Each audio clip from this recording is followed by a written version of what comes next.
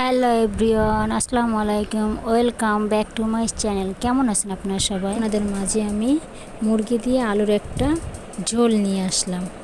প্রথমে তেলটা কেটে রাখা আলুগুলো আমি তেলের উপর ছেড়ে দিলাম। তারপরে হালকা একটু লবণ হলুদ দিয়ে আমি আলুটাকে ভালো মতন ভেজে নেব।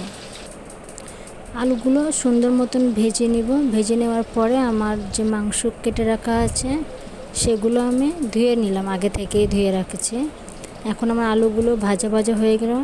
দেখেন আলুগুলো তুলে নেওয়ার পরে আমি মশলা ছেড়ে দিলাম। অল্প কেটে রাখা পেঁয়াজ আমি আমার মতন দিই, পেঁয়াজটা পরিমাণ মতো, কারণ আমি একটু বাটা পেঁয়াজ দিব সাথে, এই জন্য আমি একটু এই কাটা পেঁয়াজটা অল্প দিছি। 3 চামচ বাটা পেঁয়াজ দিলাম। বাটা পেঁয়াজ দেওয়ার পরে আমি আদা রসুন দিব। মশলাটা দেওয়ার পরে আমি হালকা একটু কষিয়ে নিব।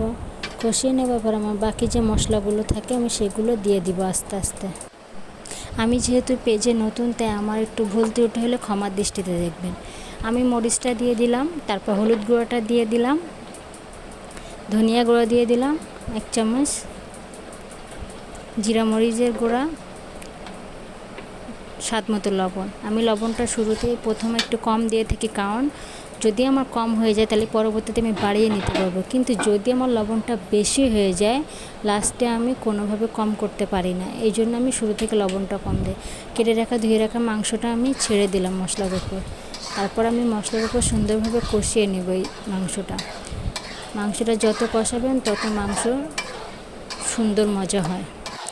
আর আমার ভিডিওগুলো যদি আপনাদের ভালো লাগে থাকে, প্লিজ আপনাদের কমেন্ট, লাইক, শেয়ার করে আমাকে সাপোর্ট করে যাবেন। সাপোর্ট করতে একদম ভুলবেন না কিন্তু, তাহলে আমি অনেক দূর আগাইতে পারবো। অনেক স্বপ্ন নিয়ে আমি ইউটিউবে আপনাদের মাঝখানে কাজ করতে আসছি।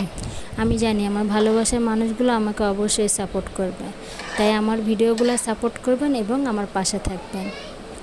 আমি মাংসটা সুন্দরভাবে কষিয়ে একটু ঢাকনা দিয়ে দিব। ভেজে রাখা আলুগুলো আমি দিয়ে দিয়েছিলাম, তখন ভিডিওটা অফ ছিল, যার কারণে আমি খেয়াল করি না এবং ভিডিও ফুটেজটা আমি দিতে পারি না। কিন্তু আমি মাংসটাতে আলু দিয়ে কষিয়ে নিয়েছি। কষিয়ে নেওয়ার পরে আমি একটু ঝোল দিয়ে দিলাম। ঝোল দেওয়ার পরে আমি একটু ঢাকনা দিব 10 মিনিটের জন্য। আমার পুরোপুরি আলুটাও সিদ্ধ হয়ে যাবে, আমার মাংসটাও সিদ্ধ হয়ে যাবে।